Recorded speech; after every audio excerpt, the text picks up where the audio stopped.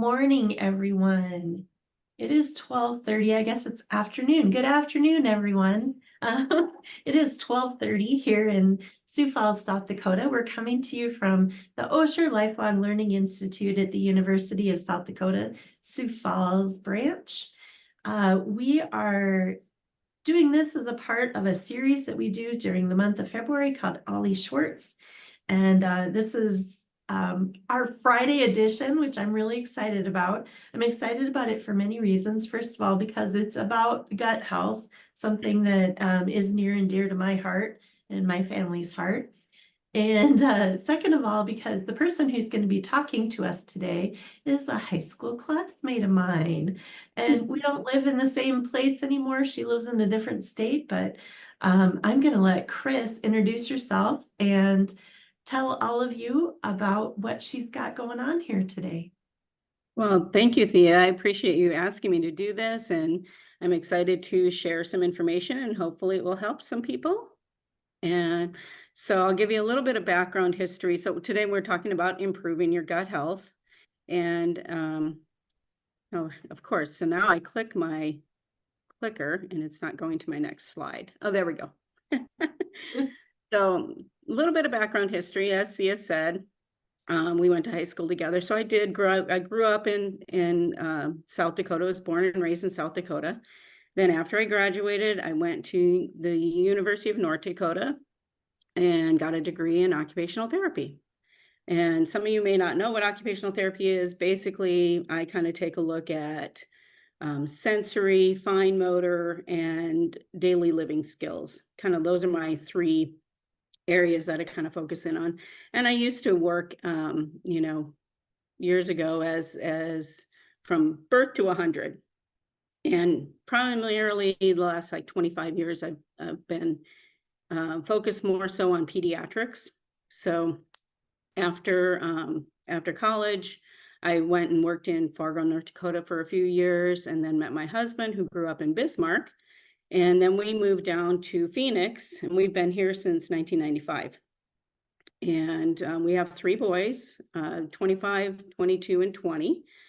And I've, like I said, primarily worked in pediatrics. And then about 18 years ago, I got involved with a company it's a whole food nutrition company.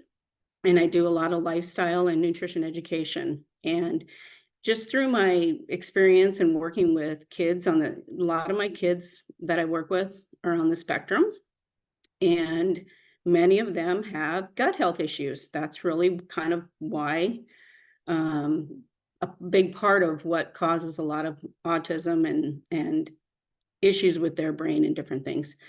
But kind of going back, my oldest son, when he was in second grade, the teacher contacted me and said, he doesn't have ADHD. He's not hyperactive, but he's just, after lunch, he's just zoned out. He's just not, with us. And so I took him to the doctor, and I'll show you. This is my doctor. We go to a naturopath and kind of took a little prick of blood, put it on his microscope slide.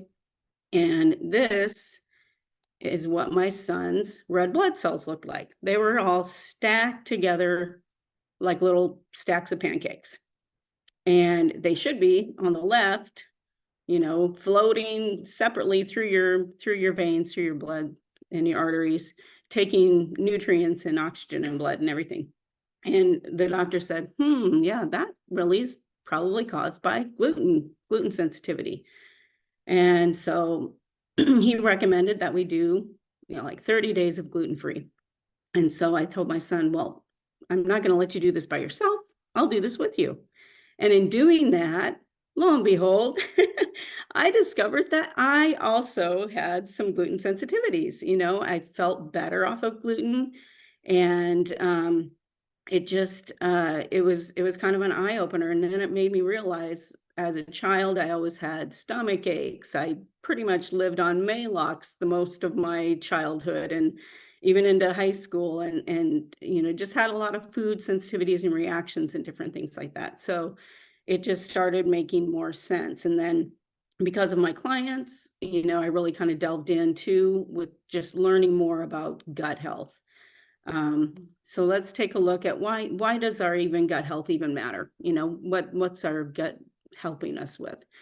In our gut, that's the first place that our immune system, that's kind of where our immune system lives. And so if our gut is unhealthy, we're having different issues with our immune system. Your skin health is affected by your gut. Our mental health, digestion, and sleep. So all of those different functions of our body are affected by our health, by our gut and the health of our gut. So let's take a look next about, what are different things that can damage your gut. And obviously stress, because that really affects it puts a lot of stress on your gut, and artificial flavors and dyes. Like I said, gluten, we discovered we had some issues with gluten. I wouldn't say that we're celiac, but we have some gluten sensitivities. Alcohol affects it, processed foods, antibiotics, because you're killing off, in your gut, we've got the good bacteria, we've got the bad bacteria, and obviously you need to fight the bad bacteria. But when the antibiotics are doing that, it's also killing off a lot of the good bacteria. So then, a lot of times people will take probiotics to replenish some of the good bacteria into the gut. But sugar and dairy, pesticides, toxins such as skin products and hair products, smoking and vaping, and then oral contraceptives. So then you're probably thinking, oh my gosh, I'm exposed to all of these all the time. Every day, we're exposed to so many different things. So you kind of are, you kind of go, wow, now what can I do to remediate that? But let's take a look at kind of what all those different things can kind of do to our gut. So this is just like our gut lining and our endothelial cells. So on the left, there's, this is what we want it to look like, the normal gut health. The endothelial cells they're connected together, and they're tight, and all the little villi that are on top can move all the food and everything across and through the gut so that it can all break down and be able to, process and be able to be absorbed the way it's supposed to be absorbed. But then on the right, when we've got what they call leaky gut, where some of our endothelial cells might be damaged and they pull apart, and that allows for some space to go in between. And a lot of times that's really kind of what happens even with like gluten and dairy and the casein. And if those proteins aren't completely broken down, that's what happens is it gets down through those endothelial cells and into our bloodstream. And that's kind of what happened with my son, got into the bloodstream. It was gluing all those red blood cells together. And then it starts to just, wreak havoc throughout our whole body and our whole system. So that's kind of what happens, inside our gut. But I would say that, a positive thing though, our endothelial cells, I believe I'd have to look this up, but the lifespan is really only about 4 days. So they regenerate and replenish, and old ones slough off and new ones rebuild, constantly, especially in that whole all along the endothelial system, which is nice because, being able to heal it, it's not like a quick fix, but it is faster than other cells in our body that, because I think the lifespan of a blood cell is 120 days. So that doesn't change, for every 120 days, it kind of regenerates. But that makes it easier, I guess, then to be able to replenish our endothelial cells. So when that happens, when we've got that leaky gut and we're getting all those different things in here, here's a bunch of different diseases that can happen within your body. And everybody is different, it's like gluten for me affects me totally different than it affects my son. And I'm sure for anybody else, it's completely different. But there's, you know, a lot of brain health issues. There's epilepsy, there's addiction, schizophrenia, then you've got, you know, mania and bipolar disease, depression, chronic fatigue syndrome, and, you know, even cardiovascular health and disease, kidney disease, liver disease, skin conditions. We've got gastrointestinal disorders, food intolerances, which a lot of times that's, you know, you get allergies from those different types of things. And, you know, your body is trying, your immune system is trying to do what it's supposed to do, but it just gets overwhelmed. And that's where you start getting a lot of like the autoimmune disorders, and your body starts, you know, attacking you've got your autoimmune system with your B cells and your T cells. And your T cells are the ones that are supposed to be telling the B cells where to go and what to do. And when there's an imbalance in those, that's when autoimmune disorders come into play. And that's actually something too that's very prevalent in my family, more so on my dad's side. I've got, you know, he had lupus for years. A lot of my aunts and uncles had lupus, and my mom's side, I've had myasthenia gravis and pernicious anemia. So there's just a lot of different things, and you're getting it from both sides, mom and dad, you know. And but I guess the good thing too is a lot of times now it's not your destiny, you know, what you do in your life and how you live your life and what you put into your mouth and into your body can definitely make a difference, and you can decrease your risk of a lot of these health issues, you know, because there's hope to be able to do that. Let's go here. So how can we heal our gut? What can we do that can help our gut improve? And, you know, a lot of times we're doing exercise, because the more we move, the more it gets the blood flowing. And I had listened to a talk with Dr. Sears. He's a pediatrician, and he kind of talked about the more you move, it opens up your internal pharmacy. So all of those different things in your gut, all the bacteria, the good bacteria, they kind of open up and they put out all these good chemicals and different things to help your body heal. But if you're not moving, it's not opening up that internal pharmacy. So movement and exercise really helps keeps your lymphatic system going, keeps your circulatory system going. All of that movement it just moves through your body, and then you're able to, you know, eliminate those toxins and get rid of them, and improve your gut health with that. Checking for food intolerances. Now, a lot of my kids that I work with, sometimes they'll go to a doctor that is an immunologist, and you're looking at two different systems. You got your immune system, and you got your digestive system. So if you're going and taking a look at allergies, you're going to go to, you know, the allergy or the immune system. And sometimes it might not be an allergy. Like I've had lots of kids that have had testing done, and I know that they're having reactions to different foods and different things. And it comes back negative, everything's fine, no problems. But if you go on the food sensitivity side and you do a food sensitivity panel, blood panel, a lot of times it's more a digestive issue. They're not able to maybe break down those proteins or break down, and maybe don't have enough amino acids to do it. Then that's where it's more of a digestive issue versus an immune system issue. So you kind of have to take a look at both of those two systems, because they both are doing different things. Another area is, you know, avoiding taking unnecessary antibiotics. You know, obviously antibiotics, sometimes we definitely have to take them. And, you know, if that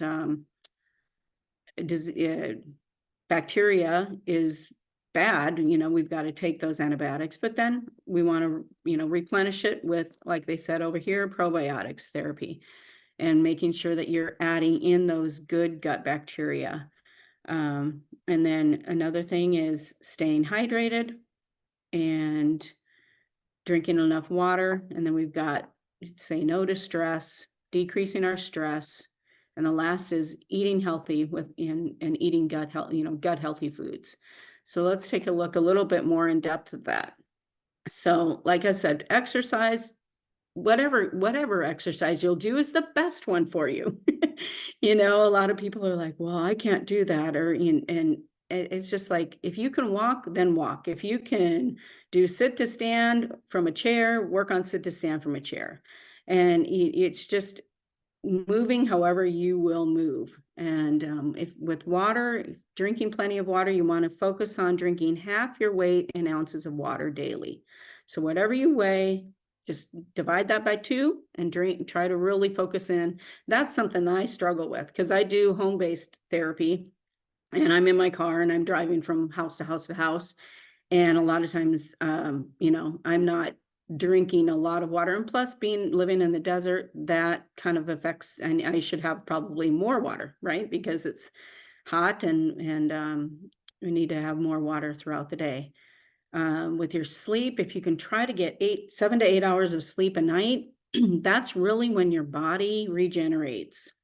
The human growth hormone is working during that time. And if you're not getting great sleep, then you're not being able to regenerate those healthy cells and those new cells and stuff. So sleep is super important. And I know even a lot of my clients, they have a lot of issues with sleep. And some of them take melatonin, other things that you can do to help you with sleep. Sometimes I'll take magnesium at night, or, using different essential oil scents, lavenders and things that are calming, or listening to calming music. All of those types of things to help you sleep better can improve your sleep, which in turn improves like your overall gut health and brain health and everything. And then we've got decrease stress. So some different things that I even do with some of my clients to help them with decreasing stress is we do box breathing, where you breathe in, you take a breath in for 4 seconds, you hold it for 4 seconds, you breathe out for 4 seconds, and you hold for 4 seconds. And you're just going up and hold, down and hold. Inhale, hold, exhale, hold. That really kind of helps, with just relaxing your system, relaxing your body, and just gives you more oxygen and everything too. And listening to relaxing music, sometimes even plenty of times throughout my sessions with a lot of my clients, because many of my clients are very high stressed. And so we work on listening to, instrumental music, or maybe we'll even have relaxing scents, lavenders or chamomile, different things like that to kind of smell. And lately I've been doing a lot of research and study on the vagus nerve, because our vagus nerve is our cranial nerve that goes, from the base of your skull all the way down. It goes down through your heart, down through your diaphragm, all the way into your gut. So that is a huge, huge nerve that affects a lot of organs and a lot of function. So I just kind of Googled on YouTube. You can go on there and look at vagus nerve exercises. There's a lot of different, you'll find a lot of different things, but just even massaging your neck, massaging all the way down. You can turn your head while you're doing it. They even have you tilt your head and turn your eyes and look up in a different direction that you're turning your head. So there's just a lot of great vagus nerve exercises that you can try to incorporate that will help with your stress. It helps with your gut health. And it just, because a lot of times when your gut in your system is stressed and you are in that fight or flight mode, nothing's going to work unless you can calm that down and work on relaxing that and calming that. And then the last thing to kind of take a look at is, nutrition. What are you eating? Focusing more on eating more fruits and vegetables and decreasing some of the processed foods. And I know that's, super hard to do, because everything's out there everywhere. And we're exposed to a lot of different things. And honestly, our food, when you were eating those processed foods, it's feeding those bad gut bacteria that send that message through that vagus nerve up to your brain saying, "Ooh, I like that. I want more of that. Give me some more sugar. Give me some more junk." And that's kind of how it works. And those things down in our little gut, all those microbials, they're hungry for that stuff. But on the good side, if you feed your good gut bacteria, fruits and vegetables, which is basically like prebiotics. Prebiotics are the food that nourish the good bacteria. And when you do that, then those good bacteria can divide and grow and increase your whole microbial system and with good gut bacteria, which, again, that's kind of what it does. The more fruits and vegetables you eat, kind of the more you crave and the more that you want. And honestly, sometimes when you are doing those lifestyle changes, and I'll go to this next slide here. Oops, that's good. When, a lot of people are like, I can't do that. That's too hard. And you know what? I know it's a process. And a lot of times, my family, we kind of started this journey of health, I would say probably 25 years ago when I was pregnant with my first son. I met my chiropractor, and he's kind of the guy that introduced me to maybe you want to change a few things, and so we looked at initially getting rid of partially hydrogenated oils. And then we looked in our pantry and we said, it's in everything. What are we going to eat? But you just try to focus on, and I always tell this with my clients too, because the parents, they get really anxious about trying to change anything with the kids' diets because, they're already struggling with just getting anything into them sometimes if they're picky eaters. And I tell them, choose one thing that you can focus on eliminating. Or I'll even have, if some of my kids are old enough and they can understand and they can read, and maybe we'll say, let's get rid of artificial colors. And when you read the label of something, if you see artificial colors in there, let's not eat that. If you see the color red, the color yellow, the color blue, that's not good for you. Let's just eliminate that. And lo and behold, unbeknownst to them, they're probably eliminating 4 or 5 of their other bad guy friends, because generally they all kind of stick together. It's like the partially hydrogenated oils stick together with the artificial colors and artificial flavors and different things like that. So usually when you're eliminating one, you're really eliminating more than one. But I always tell my families, just focus on one thing. And let's get to the point where we're consistent with it, and some of my families will say, I've tried the gluten-free, I've tried the dairy-free, but honestly, gluten lasts and stays within your system for up to 9 months. Like you can't, you can say, oh yeah, I did that for a couple weeks. It didn't do anything to me.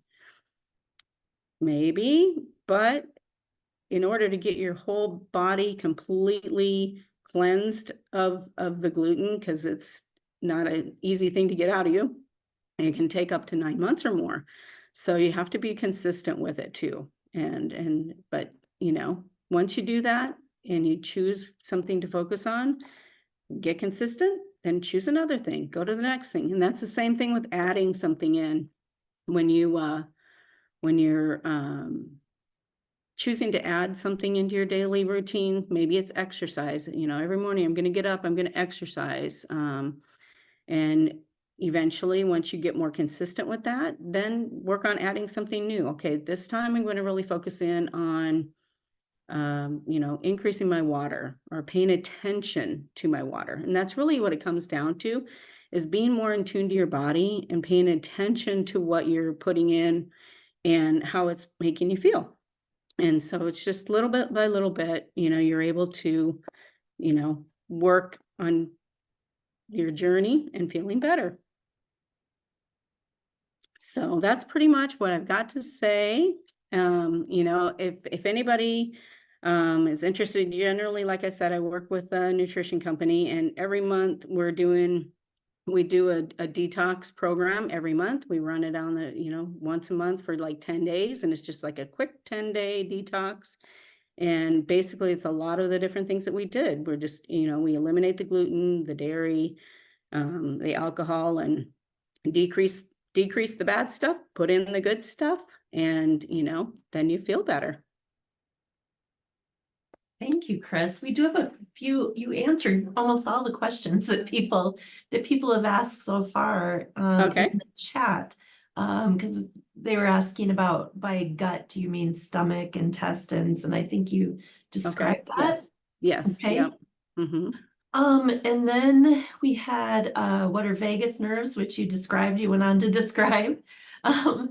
And then I was asking a question about prebiotics because I accidentally bought prebiotic drinks in cans the other day, meaning yeah. to buy probiotics.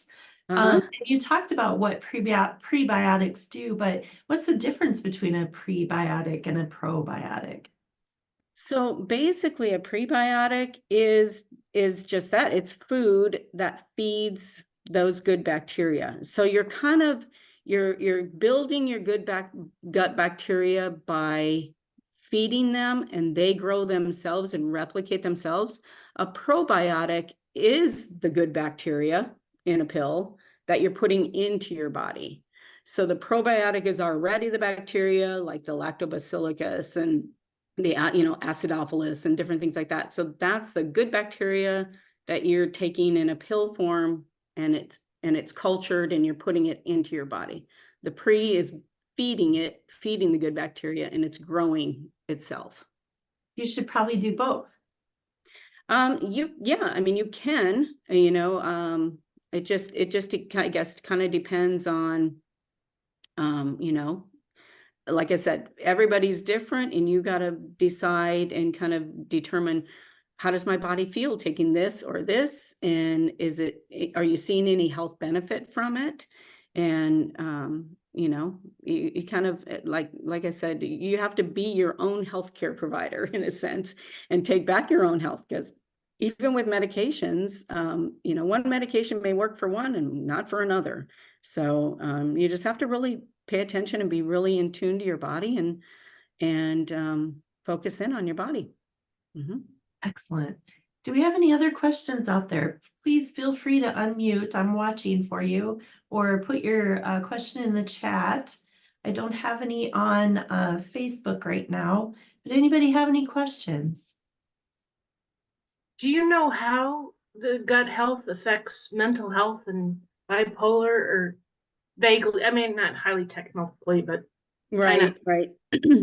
Well, within our gut, we do have those gut bacteria do send, like Thea said, they were learning about neurotransmitters, right?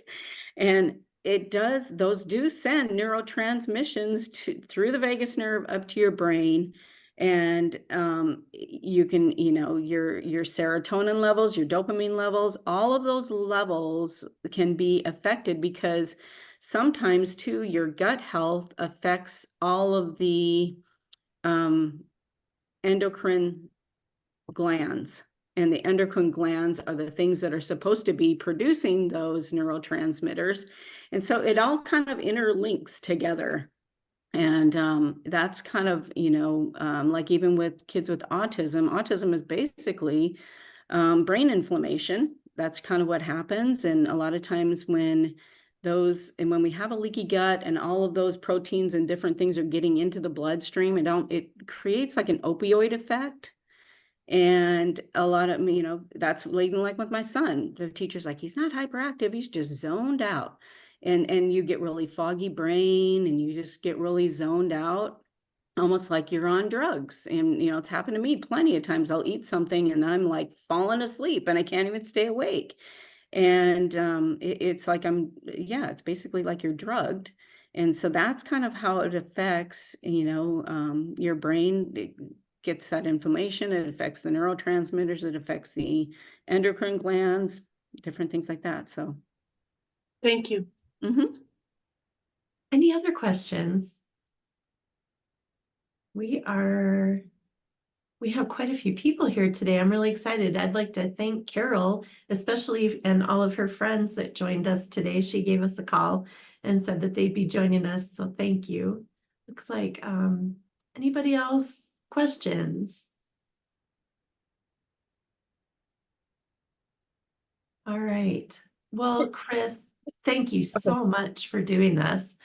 It is Absolutely. absolutely a pleasure. This is better than I even imagined, and I'm gonna go back and look at some of your slides because Oh, awesome. yeah, they'll be on our Facebook page, the Ollie South Dakota Oh, Facebook I will page. like your Facebook page. Like it, yeah, yeah. And Go then if back and like anybody, it. yeah, if anyone wants to friend me, they can friend me on Facebook. And like I said, I've got like a little Facebook, I got a health and wellness group, Inspiring Healthy Living. And basically within there, we put in a lot of different, good recipes, health and wellness things, just to help people have a support system. Because I know it's hard to change, I mean, and it's a process, and it's a challenge.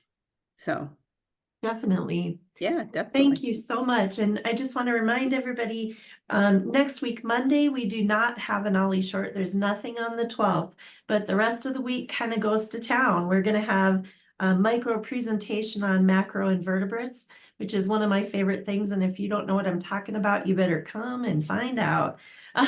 We'll also be talking about some CPR, how to move your dog to assisted living, and on Friday, ghost hunting in Deadwood, South Dakota. So thanks everybody for Awesome. coming.